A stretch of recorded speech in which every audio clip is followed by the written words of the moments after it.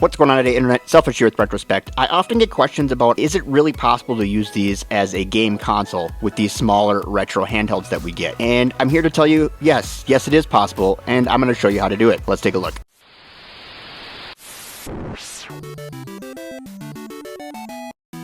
I often film myself when I'm going through testing so that I can get talking points and see if there's anything that I need to change or add to a video. So this is going to give you a little behind the scenes because that's exactly what's going on here. And I cut it all together and put this video together for you so you can see what it's like to actually go through and set up these handhelds for console mode. Yes, they are able to do it, and it is a whole lot of fun, but there's a little bit of work that's involved as well. And so I thought I'd share it with you. Now, before we get going, I wanted to kind of show off this cool little monitor I got from eYoYo. There'll be a link down on my thingamabob. They did provide it to me for purpose of review, but I really wanted something that fit better into my screen for filming some of these types of things with gameplay and stuff on a monitor versus trying to have to film my actual computer monitor. This is giving me an opportunity to have a monitor that fits, and it fits better than the monitor that I was using before. Now, one thing that's really cool about this is it does do 16:9 and 16:10 aspect ratios, so if I do want to do PC handheld gaming on here, I can get that 16:10 aspect ratio as well. Another nice thing is it has a 500:1 contrast ratio, and the overlays still look really good if you're playing 4x3 or 3x2 systems on this monitor. It does come with the cables you would need to hook up anything, including VGA, but if you like what you see here and you're interested in something like this, I'd say it's worth taking a look down at the link in my thingamabob, and if you do decide to pick one up, definitely use that discount, and we should probably give it a peel.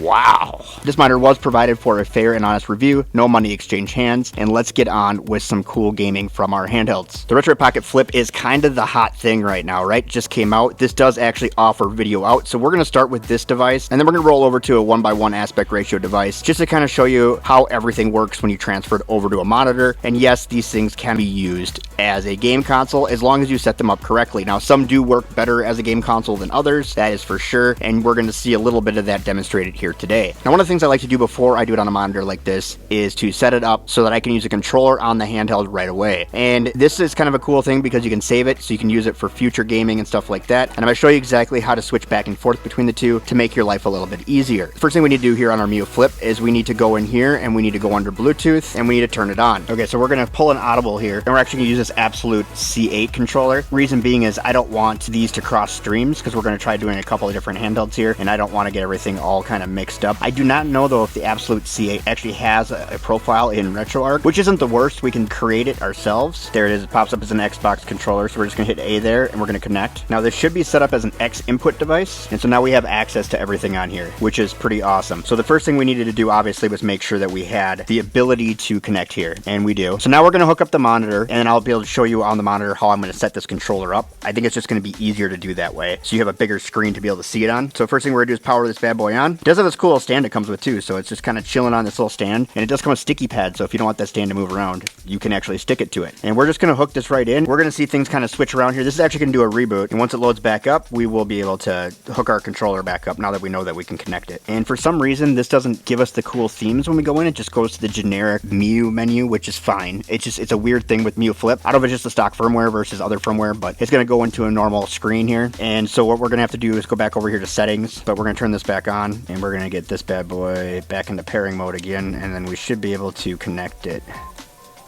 And there we go.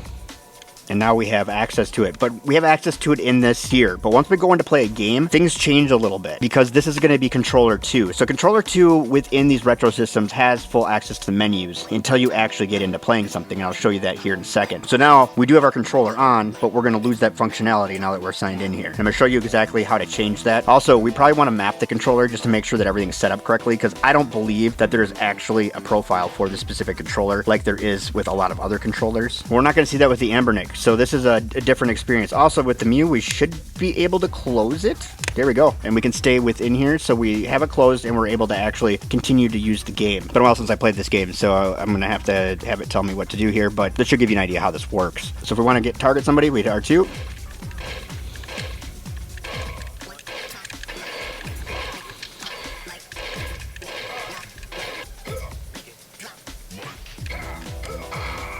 Huh. But that kind of gives you an idea how that works. We can do select start start. That's going to get us out of this menu as well. Then we can choose another game or do whatever we want that way. So these do work very well for that. So I just threw the Miyoo Flip in here at the last minute. I haven't really set up a whole lot, but I am kind of surprised that this controller actually takes over as controller 1. The other controller actually does not work as controller 1 anymore, and that's something that's built into their firmware. I was not aware of that. Also, I have to figure out exactly what their hotkeys are because it's not allowing me to make changes at all. I should be getting a menu key coming down here, but I can't program the menu button until I can get into Retroarch, and it won't let me into Retroarch on the controller by itself. So I actually need to go back and do that before I have this all set up, which I know now. What we're going to do is we're going to switch over here to the Anbernic CubeXX, where I actually have it set up already more specifically to be able to play on an external screen because I use it quite frequently in order to do so, and that'll give you a better idea of how things are supposed to work. So for this, similar to what we just experienced with the Miyoo Flip, we just need to plug this bad boy in, and then the screen is going to flip over to the monitor or TV or whatever it is that you're using. I just put this little stand on here. This just kind of makes it feel a little bit more like consoleized. Most of my devices actually have docks for it, so it's kind of weird that I don't have a dock for this. I actually do have a dock that would work on it. But what we're going to do here is we're going to go and we're going to hit start, and then from the start menu we're going to go down here to controllers and Bluetooth. We're going to turn Bluetooth on, and if we put this into pairing mode, and we should be able to do pair automatically, and it should find this pretty quick. Now if you don't want to do that automatic connection, because I have found that sometimes it's a little bit cumbersome, sometimes it doesn't want to connect to the same one all the time, you can go in here and do a manual connect as well. Here we can see the 8-bit do ultimate. Just hit connect and it should connect us right onto it. I'll be the first to admit that sometimes these aren't the easiest to play as a consoleized device, any of these handhelds, but for the most part they work pretty well. Reason why I'm switching around controllers, I'm a little worried that they have a problem talking over the top of each other. So what we can do here is actually we can go in here and we can choose which one we want to be controller 1. So under PS1's controller, PS2's controller, it's actually just player number. So if I want the Anbernic to be player 1, I can choose the Anbernic here. If I want the 8-bit do to be player 1 and the Anbernic to be player 2, I can do that here too. I'm going to show you actually where to do this in the menus in Retroarch as well, because right now this has, for some reason, Anbernic as player controller number 0, or number 7, sorry. Here we're going to go back. Okay, so now we can go into a game, and I'll kind of show you how this works. Now I have to use the Anbernic now to get in the menus because I made that player 1, but I'll show you how to do this in the menus. And here you have your overlay too. So this is what I really wanted to show you here more than anything, is that this looks really nice. And it doesn't matter how big the screen is, it's always going to make it fit within that screen to the right aspect ratio, and that's pretty cool. That's something that's really good with Newly. Newly's got a really good design for that. So here I can't hit the start button, right? And I can't hit menu buttons or anything like that, but here I do have the option to do that. And then if I come in here, since this is my player 1 controller, if you go down here to controls in the quick menu, what I want to do is turn this Anbernic now into player 2, and we swap them that way. See how it says mapped port on here? We'll switch this to 2,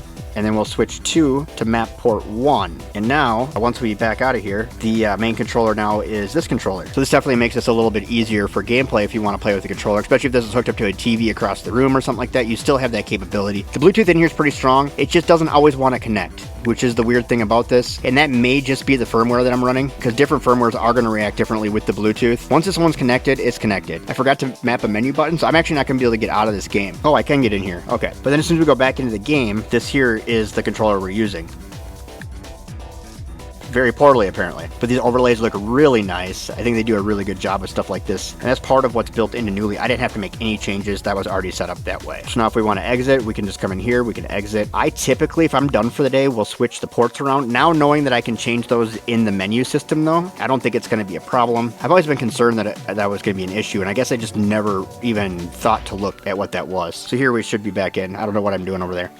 I'll give you another example of how this will end up looking when you sign in on the wrong size screen. It does show both of our controllers up here too. But here we go. So now we have a Game Boy Advance around here. And it's keeping our picture the correct size. It's not so off-putting where you have all these black lines everywhere. Unless you've got like an OLED TV, then maybe that would be fine. But if you're not using an OLED TV or monitor, I think this here is a big advantage because it actually makes the screen look really nice still. And then we should still be able to get in there. So we still have control over the menu system with the other controller if we need to. Now that we had exited Retroarch and going back in, if we go into our menu system here, I believe the controller's actually swapped. Yep, so this is back to port 1 and this is on port 2. And that's specifically in here. So once we exit, now it's going to put this back onto port 1 again because this is how we had set it up in the menus. We go into here in controllers and we should be able to see Anbernic is still number 1, 8-bit do is still number 2. So pretty easy, kind of a good little system that way, but you got to kind of swap back and forth. So I really want to just give you a rough idea of how it is to play and use these as a console. It's not always the easiest thing to do, but they are capable of doing it. Is there a reason to have an HDMI cable on these? I believe so. It makes my life easier as a reviewer, if nothing else, because I can capture gameplay footage. But I do prefer to do it this way off of a screen, so it's more of an immersive experience. I think that's where we're going to get a little bit of benefit here with having a screen that fits within the framing area for where I film. I like that you can play on any bigger screen, and depending on what kind of games you want to play and the size of the screen, it's going to fix those aspect ratios for you. I am going to have to play around with the Miyoo Flip a little bit more. I just did a software update on it here a couple hours ago, and it reset all my overlay settings and stuff, so I need to go through and set all that stuff back up again, which is very evident right now. But overall, it still works well on that device. And then as you can see here on the Anbernic, it works well here too. And now that we're connected, anytime we turn this controller off, it's going to disconnect here from the menu. You're going to see it's disconnected, but then if we turn it back on, it should reconnect. There it goes, and now it's connected again. So now we're able to use this again right away, now that it's in the memory. So this will work out really well for you once you get a controller connected. Sometimes though, it is kind of a bear to get them connected that first time, because they really just don't want to connect for whatever reason, even though that the profiles seem to match. I think I'm just leave it right there. I just wanted to make a fun little video to showcase that you can actually use these things as a console, because I do get asked it a lot, and I wanted to test out this monitor because I think I'm going to use it for some of my videos going forward when it comes to testing, because I think that this is going to work out really well for showing some demonstrations off of here. Now I am noticing the angles on it are a little jacked, but I think we can fix that too, because the monitor itself does do some pretty good angles. I don't really have any complaints. I think it looks pretty solid, and I think that you guys are going to be able to see what you want on the screen. I'll play around with it a little bit more, but if you do want to pick one of these up, they're down on my thingamabob, and there will be a discount. I would say the biggest downfall of it is the viewing angles, but it's probably not actually made to do what I'm doing on it right now, so that probably makes sense, but I think it's doing a pretty good job for maybe not being designed for this. You can go through the menus too and brighten it up a little bit. And I'm going to go back and play some more video games now that I got this all set up, because I've been working all day and I like to get past the first 10 minutes of a game. I'm going to go play for a while, and before you do the same, do me a favor, comment, rate, subscribe, share this video with your friends, because sharing is caring. Also, check out one of these videos on your screen. Google picked it for you, which means that you're going to like it according to Google. But that's all I got for you today. Thanks for watching. Bye-bye.